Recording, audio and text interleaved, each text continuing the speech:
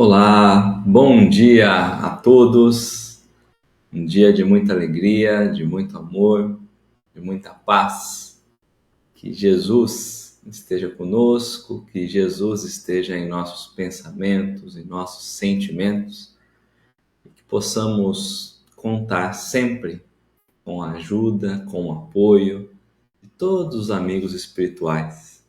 Sempre uma alegria muito grande podermos estar reunidos pela manhã, em torno da reflexão, em torno desses ensinamentos benditos e preciosos aos nossos corações. Então é com muita alegria que nós nos colocamos sempre por aqui e sempre lembrando dessa alegria de fato de estarmos rodeados do Evangelho, rodeados do ensinamento bendito dessa doutrina que tão bem traz ao nosso coração. Sejam todos muito bem-vindos. Possamos então sentir esse clima de alegria contagiando a cada um de nós aqui. Então, bom dia aos amigos que já adentraram, bom dia a Carmen, bom dia ao Marcos Oliveira, bom dia Maciel, bom dia a Mari, bom dia Silvana, bom dia Jean, seja muito bem-vindo. Bom dia, Carlos. Bom dia, Luana. Bom dia, meus amigos. Bom dia, Regina, a Camila. Bom dia. Bom dia, então, aos amigos que já entraram, aos amigos que vão adentrando depois. Hoje, em especial, confesso que do tema, né, quando li o tema, falei, nossa, um tema um tanto quanto diferente, né? A pensar no período em que nós estamos vivendo. Nós estamos no mês de março, louvor do Natal, pensava eu, né? Estamos deslocados dessa fase. Parece nos causa até uma certa estranheza falarmos do Natal em março. Parece-nos, né? Até porque quando pensamos, olha as coisas como são. Quando pensamos no Natal, no dia 25 de dezembro, é uma data simbólica, uma celebração simbólica. Imagina-se que o nascimento de Jesus, de fato, tenha acontecido em Nissan, que seria finalzinho de março, começo de abril, né? Nada muito preciso, mas nesse período, exatamente ao final de março, ao começo de abril. O período em que nós estamos, não é? Então, estava eu aqui pensando do Natal, como que teria saído um texto totalmente fora, né, do período, digamos assim, mas parece-nos que se ajusta mais do que a gente imagina. Mas é lógico que a gente não está falando aqui da celebração, de fato, das festas, né, do final de ano, de fato, das tradições humanas, propriamente dito. Quando o Emmanuel nos convida a esse capítulo 90 a falar louvor do Natal, ele está lembrando para nós a importância de nós celebrarmos, de nós homenagearmos, de nós, de fato, estarmos olhando para Jesus. A celebração ou a alegria relativa ao nascimento de Jesus. E poderíamos, com toda certeza, olhar pela ótica do evento propriamente dito, do evento físico, nascimento de fato de Maria, dando luz ao menino Jesus. Mas poderíamos ir um tanto quanto mais a fundo e pensar o nascimento de Jesus dentro do nosso coração. Não o nascimento apenas que nós falamos da boca para fora, mas aquele nascimento que de fato vai ganhando sentido, ganhando força e que vai instalando esses princípios dentro de nós. Então, pensar de Natal é pensar justamente no nascimento de Jesus em nossas vidas. E é justamente sobre isso que nós vamos trabalhar o dia de hoje. Tanto que Emmanuel vai nos convidar na questão 1017, que é a questão que abrimos para análise, quando ele nos pede, inclusive, e ele vai trabalhar a ideia de espíritos mais elevados. O que poderíamos dizer de fato sobre espíritos que estão habitando o quarto, quinto céu?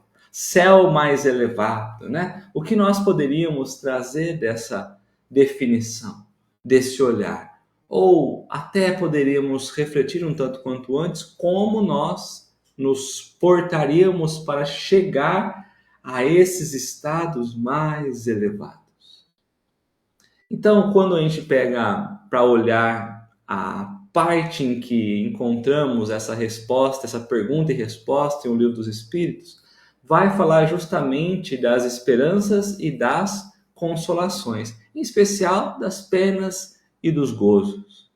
Poderíamos pensar as penas e gozos que estamos vivenciando, das penas e gozos que vamos vivenciar, mas em especial Kardec traz para nós no item paraíso, inferno e purgatório.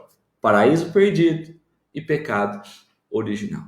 Parece-nos não ter tanta relação, mas o fato é que nós estamos vivendo ou vivenciando esse estado.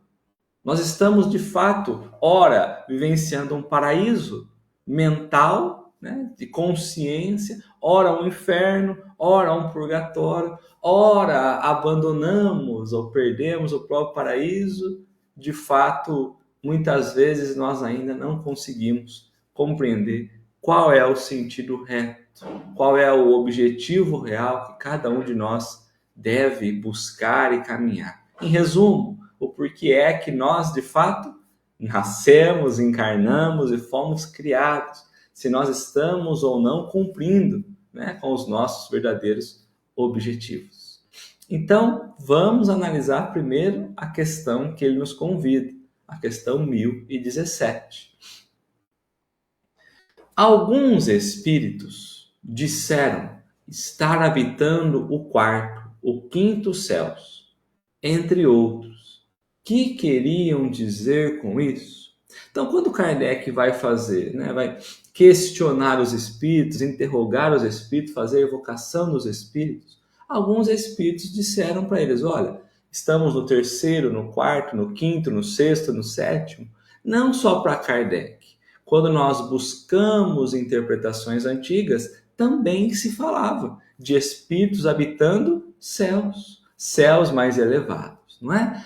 E imaginava-se, né, o período em que a Terra era o centro de tudo e que havia diversos céus ao entorno da Terra, e esses céus representaria de fato a elevação desses espíritos ao deixar a vida material. As moradas dos eleitos, não é? Então havia 7, 8, 13, enfim, havia, né? Mas o mais comum para nós, de fato, é o terceiro céu, aonde imaginava ser a morada de Deus. Então, Kardec está falando, o que significa pensarmos, então, estar habitando esses céus, não é? Os espíritos vão responder para Kardec. Se lhes perguntais que céu habitam, é que formais a ideia de muitos céus, dispostos como os andares de uma casa. Eles, então, respondem de acordo com a vossa linguagem. Então, está dizendo, olha, se você pergunta com essas palavras, os espíritos vão tentar encontrar dentro do teu vocabulário, das suas possibilidades de entendimento, uma forma de te explicar. Como dizer, Kardec, não tem essa história de diversos céus, até porque a ciência hoje já nos mostrou isso, né? A incapacidade, inclusive, de achar o limite do que nós chamamos de céu, a pensar no próprio universo. Então, uma vez que você pergunta com essas palavras, os espíritos vão achar uma forma de responder com essas palavras. Mas, por essas palavras, quarto e quinto céus exprimem diferentes graus de purificação e, por conseguinte, de felicidade. Então, não é um estado físico, nós já sabemos disso. Quando nós pensamos em quarto, quinto, sexto, enfim, vamos pensando em mais elevados céus, está dizendo o grau de purificação. Como se pudesse pensar, o fulano de tal, ele já está no nível de purificação 10, está no 10º céu. Não o céu do estado físico, mas o céu no estado de felicidade. Então, quanto mais feliz, agora a felicidade não é a felicidade do mundo, é a felicidade do cumprimento da lei de Deus, não é?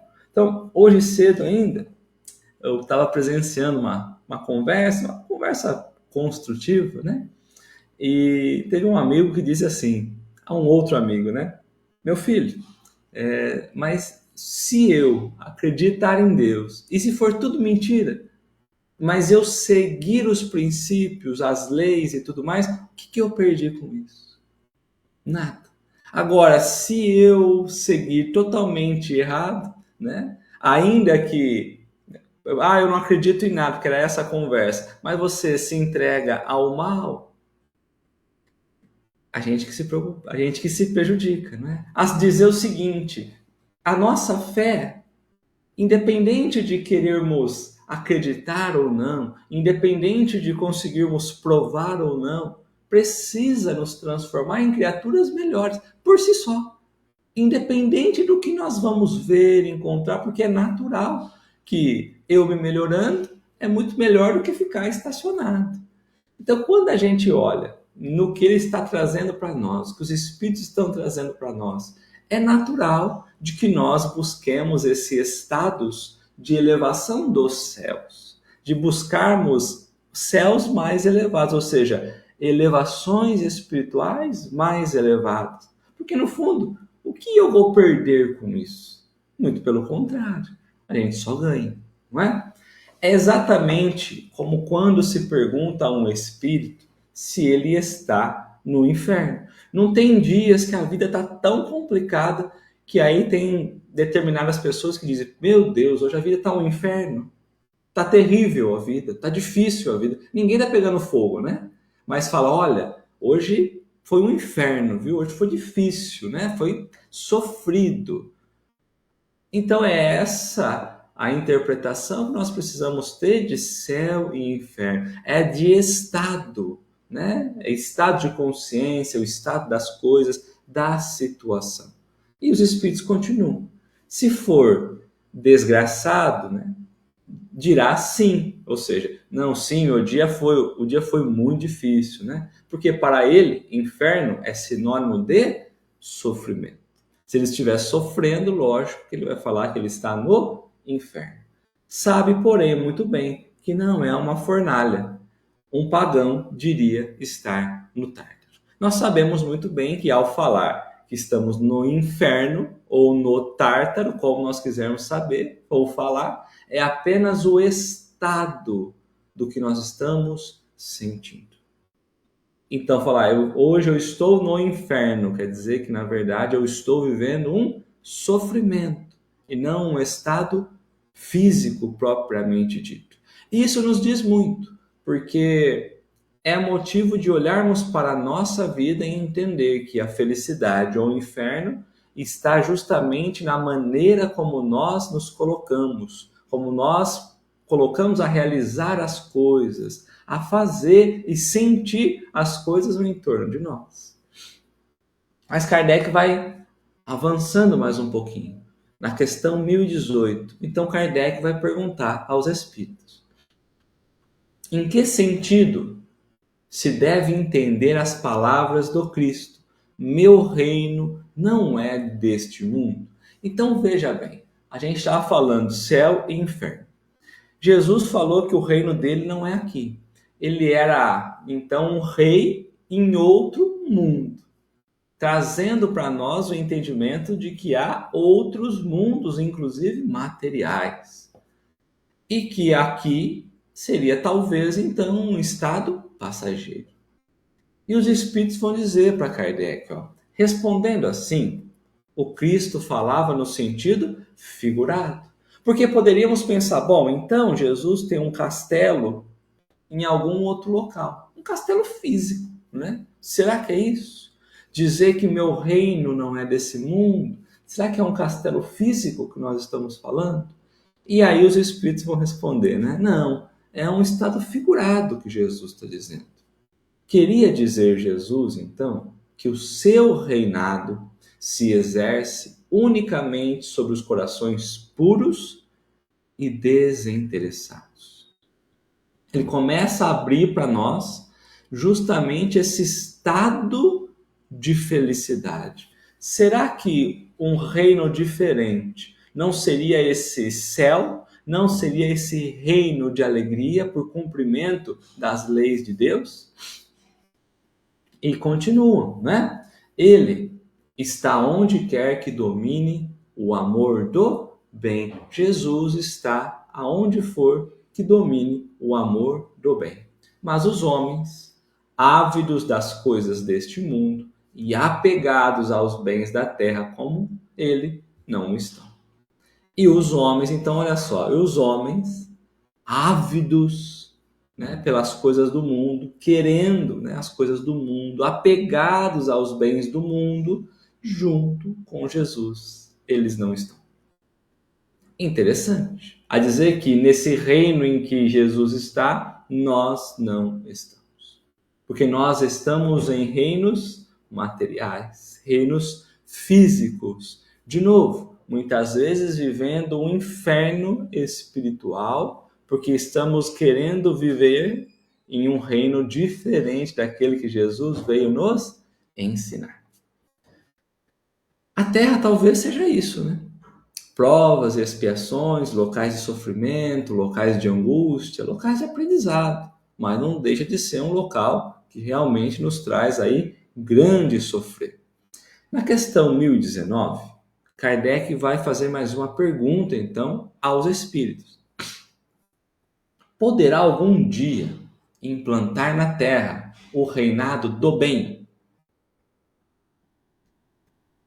Bom, se Jesus só está aonde há o bem, aonde existe o bem, a pergunta é: algum dia na Terra poderá reinar o bem? Poderia a Terra se transformar num local ou num reino de fato onde Jesus ou os princípios de Jesus estariam? Poderia. Porque, lógico, na progressão dos mundos, naturalmente a Terra vai se elevar na hierarquia dos mundos. É natural que ela passe para um estado mais evolutivo. Mas quando isso? Ou seja, será que a Terra passaria de um estado de um céu ainda primitivo, de causas e provas e expiações, para um céu de regeneração? Um céu de mundo feliz? Sim, né? No progresso do mundo, na evolução dos mundos, né? Com toda certeza. Então a resposta é assim, ó: o bem reinará na Terra quando entre os espíritos que a vêm habitar, os bons predominarem. Quando então que a Terra estará numa condição, né, mais elevada? O dia em que tiver maior quantidade de espíritos destinados ao bem. Então, queremos nós viver esses céus mais elevados? Sim, para isso precisamos ser melhores. E sendo melhores, a Terra vai estar habitada de criaturas melhores, não é?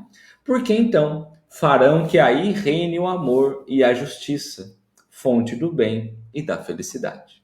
Por meio do progresso moral e praticando a lei de Deus, é que os homens atrairá para a terra os espíritos bons e dela afastará os maus. Então, é praticando a lei de Deus que nós, homens, não é o esperar que o outro resolva o nosso problema. Nós, homens, nós mesmos, com o nosso esforço, com o nosso trabalho, né?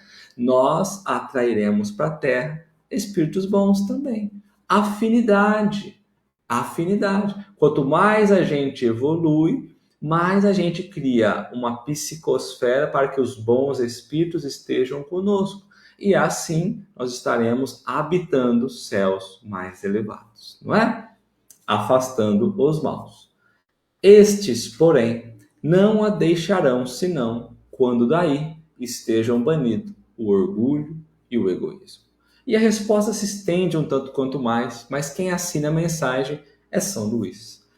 Mas o que nos traz aqui nessa última questão, a questão 1017 como análise, até a 1019, para o entendimento maior, é porque eles estão dizendo para nós que nós só chegaremos a esse estado de felicidade, aos céus propriamente dito elevado, quando estiver banido daqui ou do nosso coração o orgulho e o egoísmo. Qual é, né, o impeditivo do avanço? Justamente o orgulho e o egoísmo. O que impede a gente de progredir, de melhorar, de avançar? O orgulho e o egoísmo. Então, são dois pontos, dois imperativos necessários para que, de fato, nós deixemos de viver esse reino que muitas vezes nos encantamos e adentrar ao reino que Jesus nos convida. É um contraste, né? Olharmos aquilo que deveríamos fazer com aquilo que estamos fazendo. E é justamente nesse ponto que Emmanuel nos traz o texto de hoje, trazendo para nós um olhar, né, de Jesus, iniciando pelo contexto histórico, relembrando qual é o império que Jesus veio nos ensinar. Qual é o reino que de fato nós devemos instalar no nosso coração? Porque falar de Natal ou de nascimento de Jesus nada mais é do que fazer Jesus brotar ou fortalecer ou crescer em nosso coração. E crescer em nosso coração é justamente colocar em prática aquilo que ele nos ensinou. Então, louvar a Jesus significa praticar os seus ensinamentos, colocar em prática os seus princípios. Não é ficarmos contemplando aquilo que o Cristo foi, e é isso que muitas vezes a doutrina espírita nos deixa muito claro, que não é colocar Jesus num pedestal inalcançável. É colocar Jesus como algo alcançável. Difícil? Meu Deus, quantas encarnações? Não vamos nem pensar, né? Mas é algo que nós precisamos avançar, caminhar para chegarmos a esse modelo. Como conseguiremos alcançar estados mais evolutivos? Moralmente, buscando Jesus como nosso guia, como nosso modelo. E aí então eu tenho que me perguntar todos os dias: o que eu tenho feito? Jesus faria. O que eu tenho falado? Jesus falaria. O que eu tenho pensado? Jesus pensaria. E aí nós vamos então avançando. Jesus é modelo. Jesus não é algo distante em que eu fico só contemplando sem ação. Jesus, de fato, é convite à própria ação. Não é? Então, Emmanuel começa só a nos contextualizar aqui a respeito, né, da parte histórica de Jesus. Então, Emmanuel divide em algumas partes, né, esse texto. Ele começa só lembrando para a gente, né?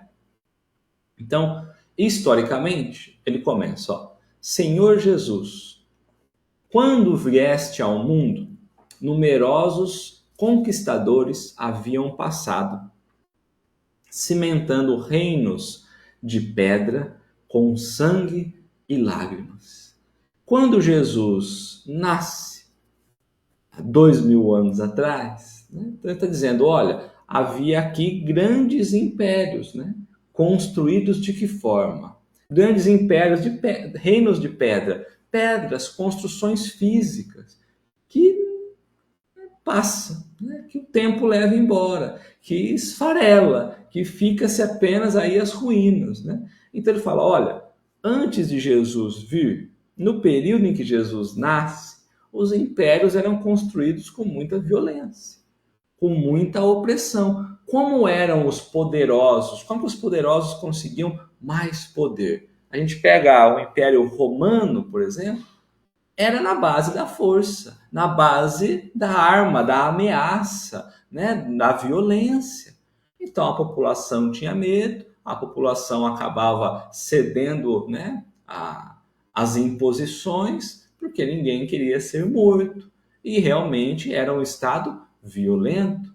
Nós olhamos para hoje e ainda não é o que nós gostaríamos que fosse. Está muito distante daquilo que Jesus veio ensinar. Mas comparado à época de Jesus, hoje vivemos um estado muito melhor. Estamos falando de coisas, por exemplo, do Cristo. Estamos falando uma doutrina espírita que era vista como bruxaria.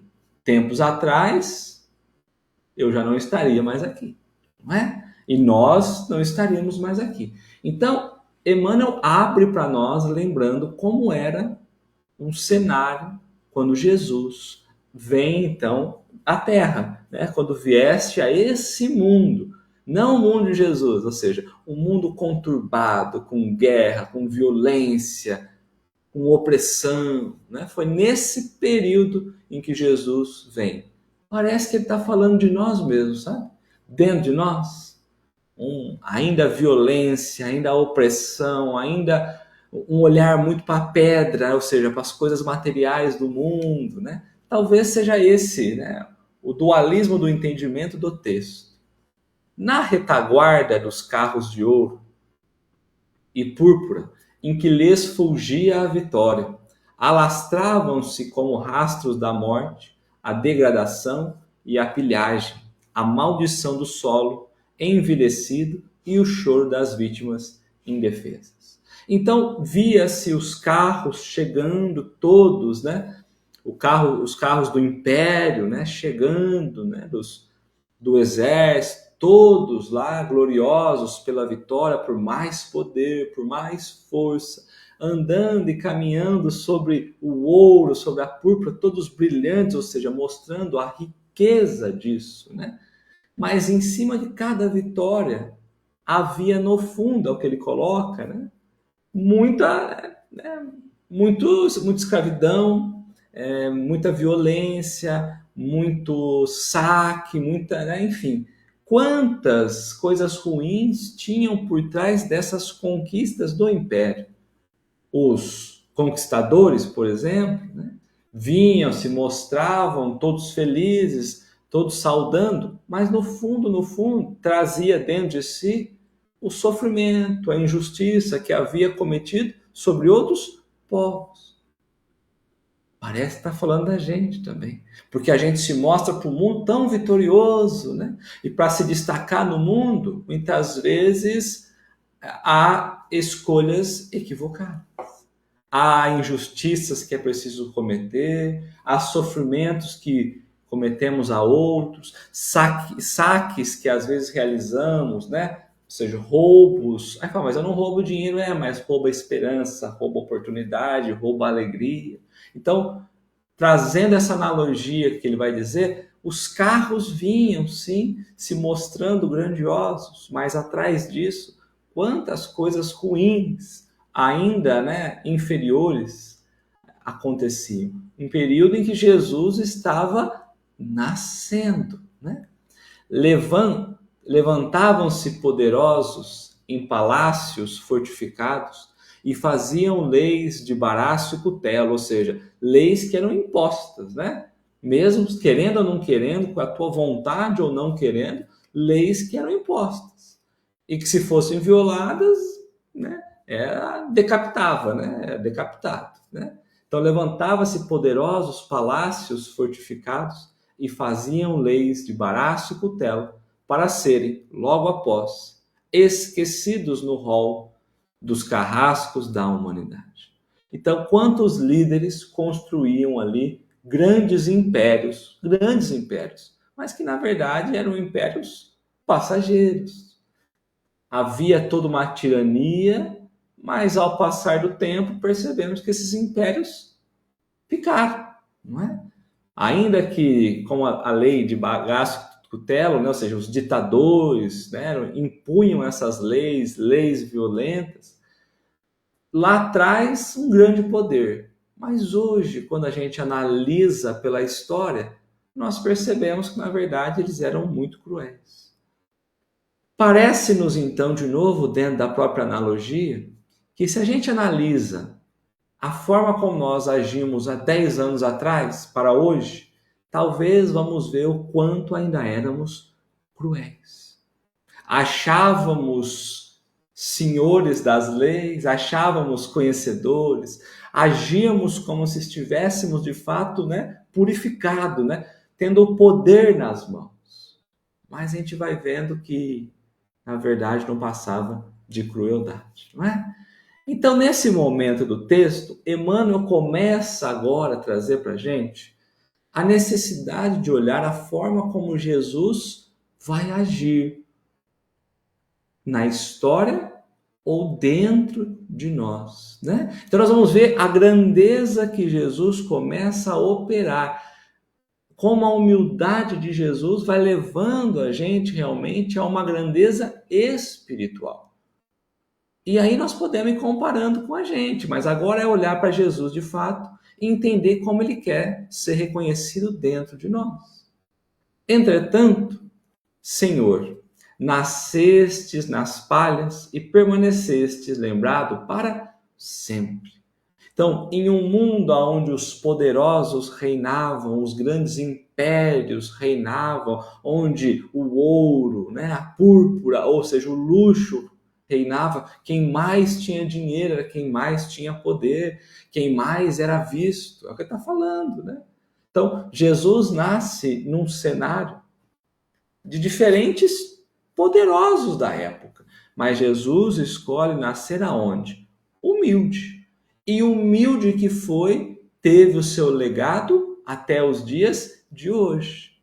Se a gente pega esses grandes imperadores, esquecidos no tempo. Quem era o grande imperador do tempo do Cristo? Quais eram os impérios que tinham?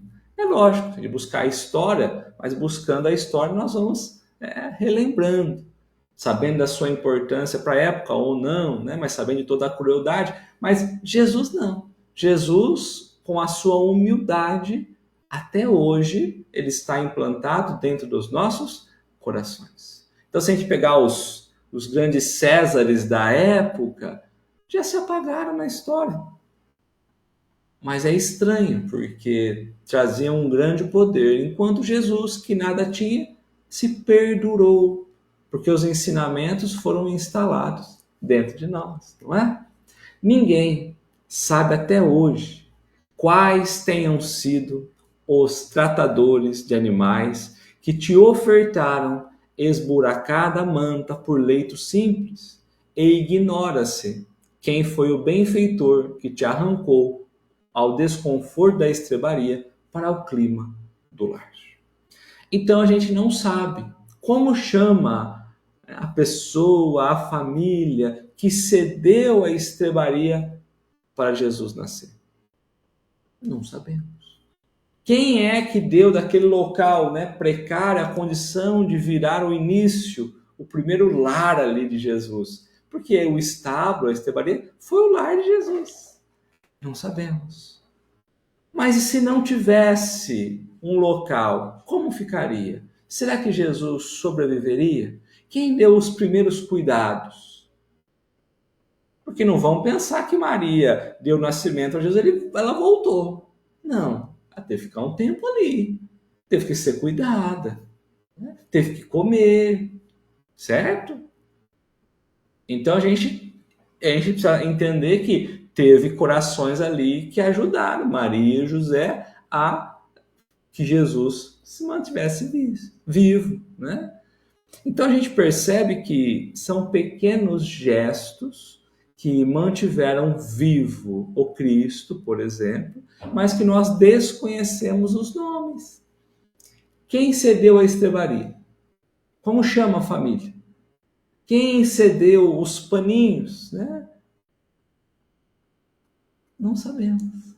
Então, são pequenos gestos que acontecem que, na verdade, vão servindo de apoio para gestos muito maiores. São gestos no anonimato que vai possibilitando que o bem se espalhe quanto a humanidade.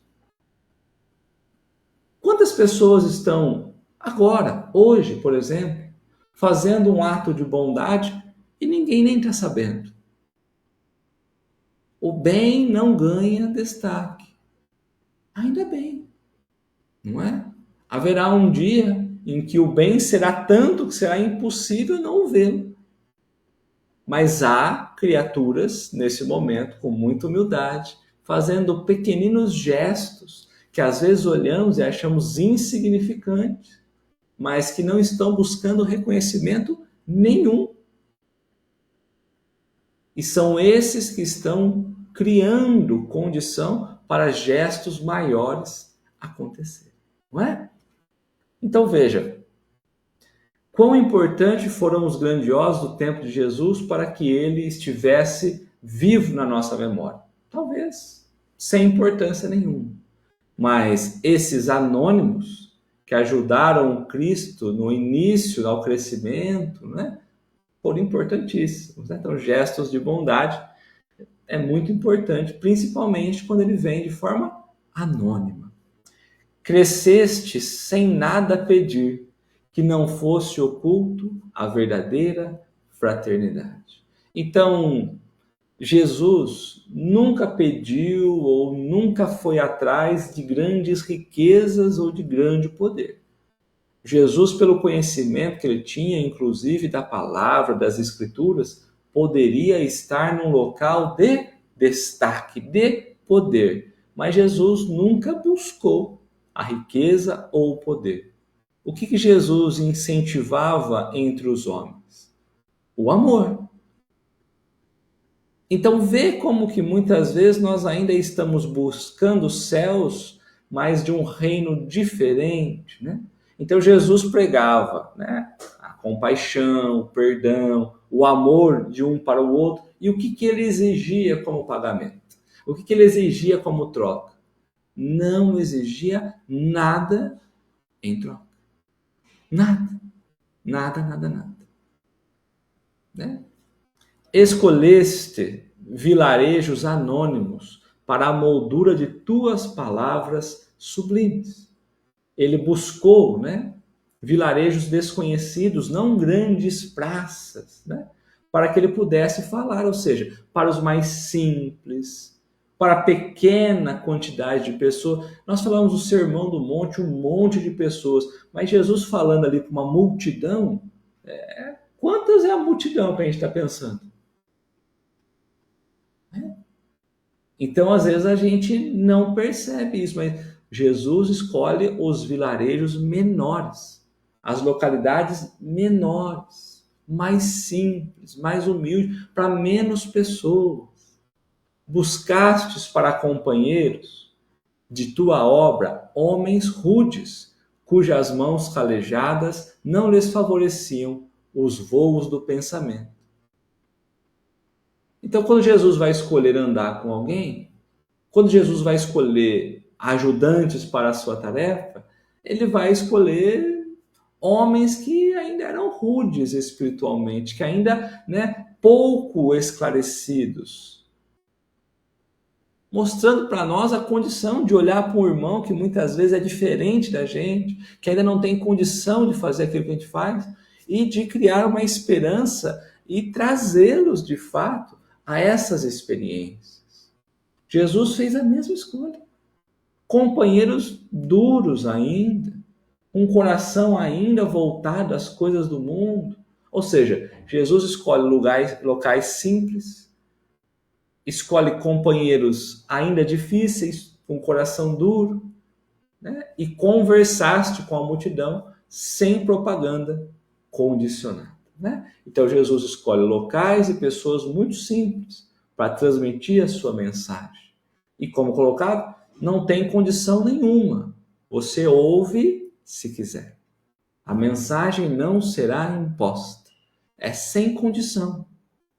Não é assim, você só vai ser salvo se fizer tal coisa. Você só vai sair do umbral se fizer tal coisa. Você só vai ir para o céu se fizer tal coisa. Não há condicionamento. Olha só para Jesus. Não existia com uma contrapartida, um valor, um ingresso para criar uma condição de salvação. Não. Quando a gente olha para Jesus, ele estava falando com os simples, nos locais mais simples, vivenciando o simples, sem pedir nada em troca. Será que a gente tem que viver o simples?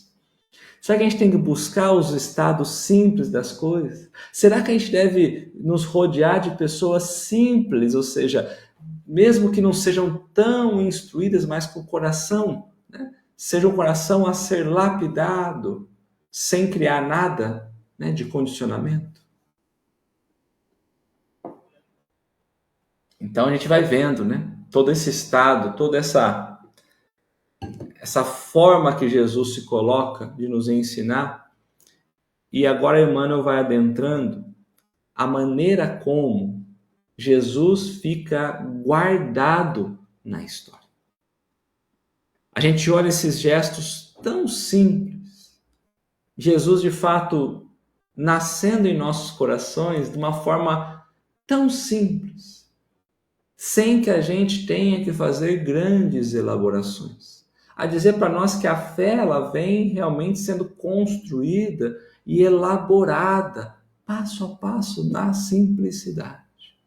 Jesus é um modelo. Então nós começamos falando, Jesus não é algo a só ser contemplado.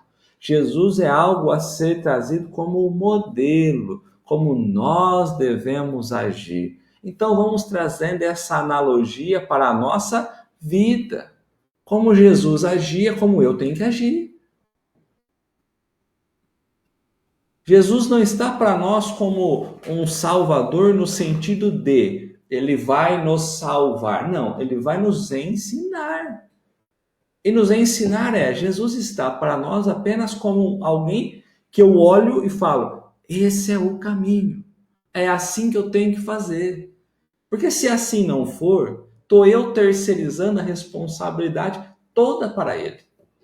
O que Emmanuel espera que a gente absorva da lição de hoje, trazendo aquilo que os Espíritos trouxeram para Kardec olha, percebe o quanto Jesus já não tinha mais orgulho, egoísmo, porque é o final da questão que nós colocamos a ler aqui, Este, porém, não o deixará, os espíritos maus não deixarão a terra, ou seja, nós não estaremos em condições melhores, senão quando de nós mesmos, porque é a terra do nosso coração, por meio do progresso moral e praticando as leis de Deus, é que o homem atrairá para a terra os espíritos bons e dela afastará o mal. Qual terra nós estamos falando, gente? Jesus disse que meu reino não é desse mundo, que o reino dele é onde estiver falando de amor. É o reino dos nossos corações. Jesus vem nos convidar a uma transformação de nós mesmos. Por isso não é olhar um Jesus distante, mas olhar um Jesus nos modificando, nos pedindo ação no bem. Enquanto a gente não abandonar ou não tiver banido o orgulho e o egoísmo, esse Jesus simples, humilde, não vai nascer dentro dos nossos corações. Estaremos sim vivendo o inferno na nossa vida, de sofrimentos. Percebe como a mensagem ela toca fundo dentro de nós?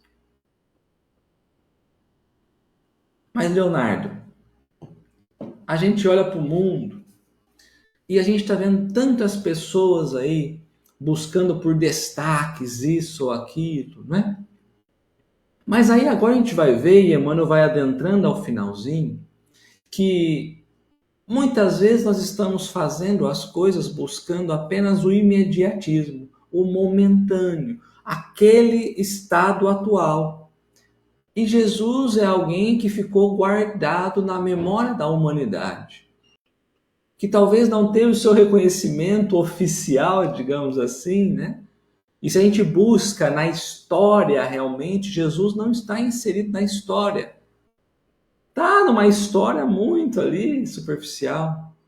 Mas na história mesmo da humanidade você vai ver os grandes Césares. Pega lá a apostila de história, vê se encontra Jesus. E muitas vezes se encontra de uma forma diferente. Então, Jesus não é alguém que ficou ou se esforçou por ficar guardado na história, na memória da história da humanidade no sentido histórico, mas que buscou ficar vivo a partir das lembranças que nós guardamos no nosso coração. Então, Emmanuel começa a trazer para nós aqui. No entanto, ninguém conhece o nome das crianças que te pousaram nos joelhos amigos, nem das mães fatigadas a quem te dirigiste na via pública. Então, Jesus vinha e acolhia quem? A todos, certo? Poucos desses encontros foram registrados. A gente acha que tudo que aconteceu, os evangelistas anotaram? Tudo. Não, né? Não. Então, é o que ele está trazendo. Olha, ficou guardado Jesus na memória dos nossos corações, no sentimento, nesse olhar de um modelo realmente para a gente. Porque ele está colocando, ó, ninguém conhece. Quando ele falou das criancinhas, deixar vir as minhas criancinhas, qual era o nome das crianças? Não sabemos. E pouco importa. Né? Quando fala das mães que se dirigiram para ele, mulheres que se dirigiram a ele pedindo ajuda, auxílio, né? A gente percebe a ternura de Jesus a essas pessoas necessitadas. Sem necessidade de falar, olha, marca aí, ó, isso aqui é a Joana, marca aí. Marca tudo que eu estou fazendo para ela aí. Conta aí quantas vezes eu estou ajudando ela. Ó, isso aqui, ó, é o Sebastião. Vê o que eu estou dando para ele aí. Não ficou nesse registro. Foram registros diferentes. Então a gente entende quando ele fala, meu reino não é desse mundo, ou seja, os meus registros também não serão desse mundo. É importante que um ou outro esteja por aí para que a gente tenha um referencial. Mas a gente nem sabe o nome das pessoas que foram impactadas pelo Cristo. A quantidade, porque fazia-se filas. E quantas pessoas eram atendidas na fila? Já pensou o relato de todas elas? Percebe? A história que homenageava Júlio César, discutia Horácio, enaltecia Tibério, comentava Virgílio e admirava Mecenas, não te quis conhecer em pessoas, ao lado de tua revelação.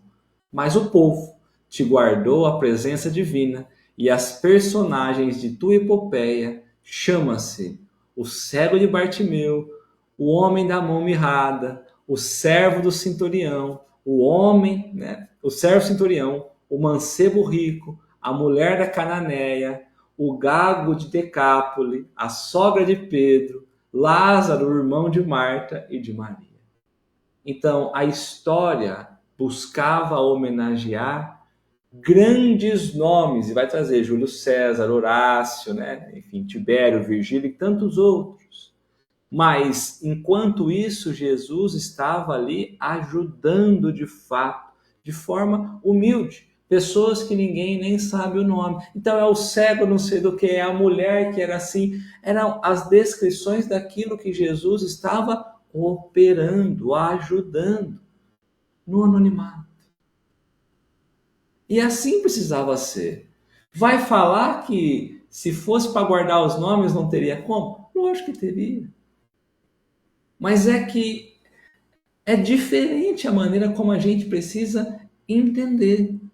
Porque quando ele vai trazendo para nós aqui, né, o homem da mão mirrada, o cego, Bartimeu, né, a sogra de Pedro, enfim, a gente vai entendendo que, olha, a nossa, né, posição é ajudar, estender o amor, ter a compaixão, seja lá para quem for, que possa ser naquele dizer, quem você ajudou? Aquele que veio aqui porque precisava. O homem das 9 horas, o homem das 10 horas, a família das 11h30, não é? Que seja assim.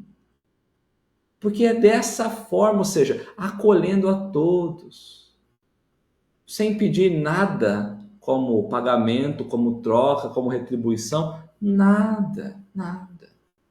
Porque a gente percebe que esses grandes nomes que se fizeram importantes para serem guardados, né, na caminhada da história, esses se apagaram. E aqueles que foram tentando, então, ali de forma humilde, que o tempo iria apagar, nós percebemos que a espiritualidade faz manter.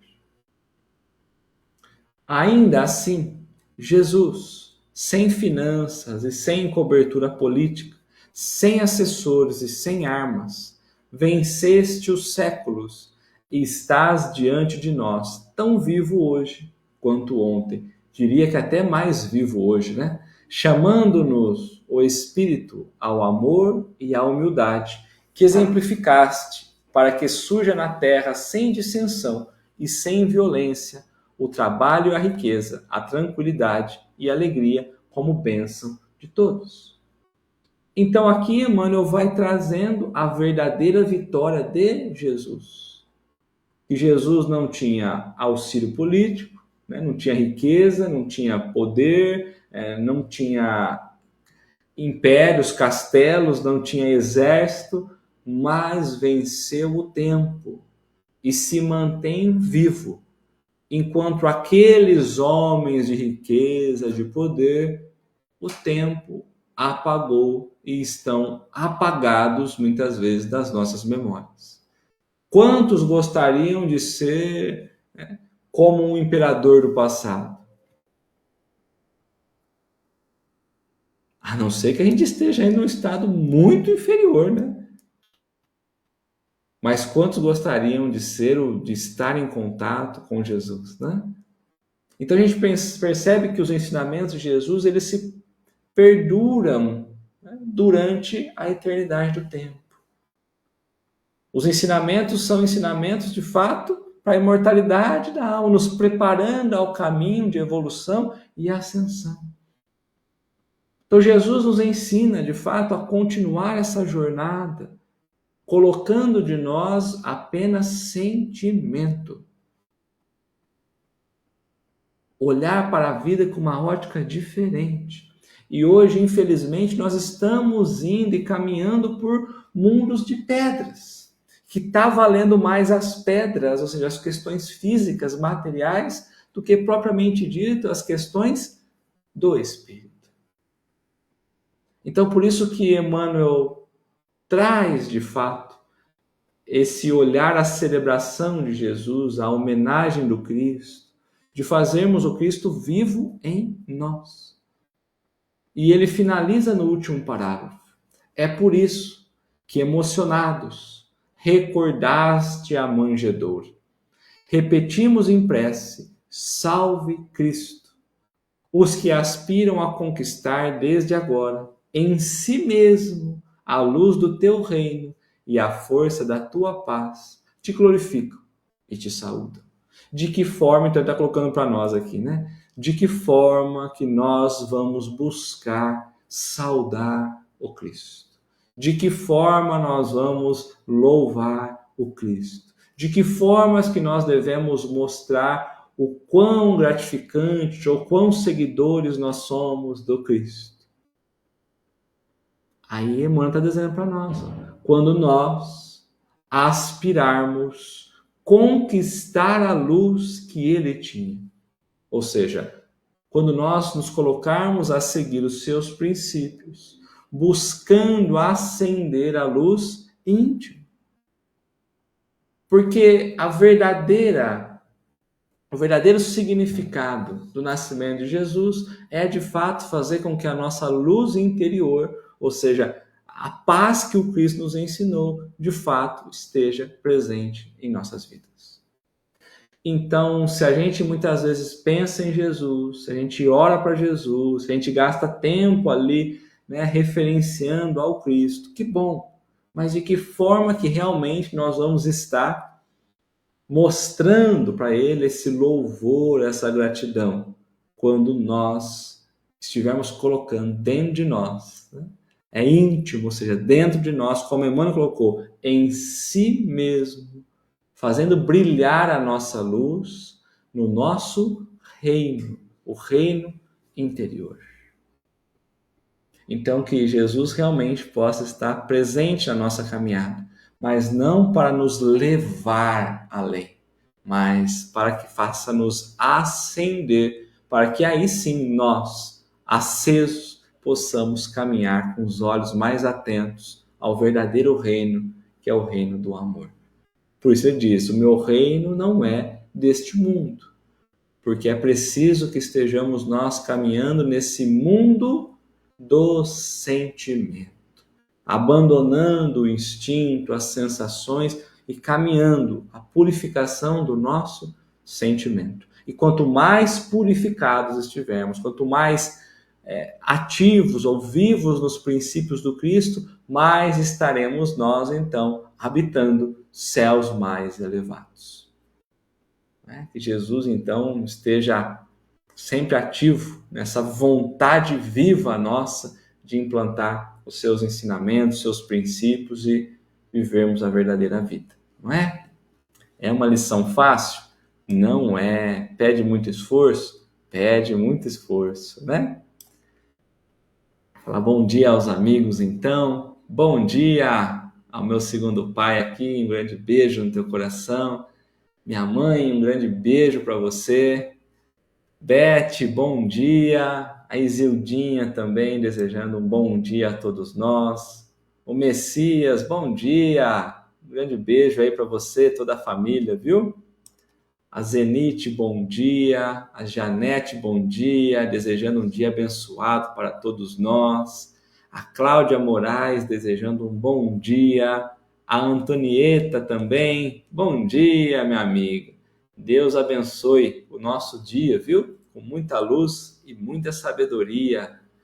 A Dercy, bom dia. Luciete, bom dia. A Cláudia, bom dia. Coloca para nós, né? Buscando a evolução sempre. É isso aí. Buscando a evolução sempre. Bom dia, Marçal. Bom dia. Jesus te abençoe, viu? Então, um grande beijo, um grande abraço. Que possamos ter força para buscarmos realmente esse reino que importa a nossa caminhada. Muita paz, muita luz. Fiquem com Deus.